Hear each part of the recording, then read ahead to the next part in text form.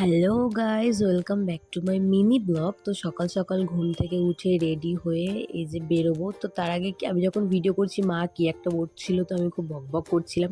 দেন তারপর আমি সোজা চলে গেছিলাম ট্রেনে উঠে না, আমরা প্রতিদিন ট্রেনে যাওয়ার সময় খুব মজা করতে করতে যাই। বেসিক্যালি আমরা সবাই যারা থাকি, তো এরকম একটা ছোট্ট মিনি সিস্টেম নিয়ে যাওয়া হয়, আমরা গান শুনতে শুনতে যাই। তো এই পুচকুটার গান এত পছন্দ ছিল, তো ও চলে এসেছিলো আমাদের সাথে জয়েন হওয়ার জন্য।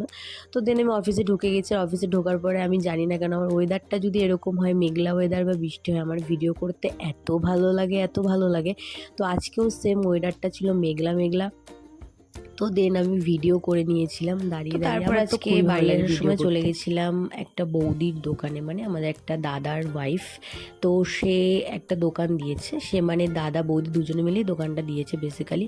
তো এখানে একটা কম্বো অফার দিয়েছিল তারা, যে 3টে রুটি আর হচ্ছে এই যে চিকেনের আইটেম 50 রুপিসে। তো আমার বেশ ভালো লাগলো, তাই আমি আজকে ট্রাই করতে গেছিলাম। রুটিগুলো ঠিক এরকম ছিল, আর চিকেন 2 পিস দিয়েছিলো। চিকেনগুলোর সাইজটাও বেশ বড় বড়ই ছিল। তো আমি টেস্ট করে নিয়েছিলাম কেমন হয়েছে, বাট সিরিয়াসলি বলছি খুব ভালো হয়েছে। আর এটা ছিল মেথি চিকেন, আমার তো ভীষণই ভালো লেগেছে। 3টে রুটি দিয়ে, আর এমন অনেকে আছে যারা বাড়িতে রাতের খাবার তৈরি করতে ভালো লাগে না আর কি, আছে এমন অনেকে। তো তারা এটা কিন্তু ট্রাই করে নিতে পারো। 3টে রুটি দিয়ে, 2 পিস চিকেন দিয়ে, একটা আলু দিয়ে, তোমার 50 টাকা। সত্যি খুব ভালো জিনিস, তো তোমরা ট্রাই করে নিতে পারো। যারা তোমরা হাবড়াতে থাকো তারা মোটামুটি চিনবে, হাবড়া সুভাষ রোডের ভিতরেই রয়েছে শপটা, দোকানটা। যাই হোক, তো যদি জানার হয় আরও কিছু তো আমাকে জিজ্ঞেস করতে পারো। আমি বলবো মাস্ট বি তোমরা ট্রাই করতে পারো। তো যাই হোক, আমি বাড়ি চলে গেছিলাম। বাড়ি চলে যাওয়ার পরে পুচকুড়া চলে এসেছিল, ওর অনেক দাবি, কারণ বাড়িতে এসে কিছু পাইনি। তো আমি জিজ্ঞেস করছিলাম কি লাগবে, ও বলছিল আর কি খাবা?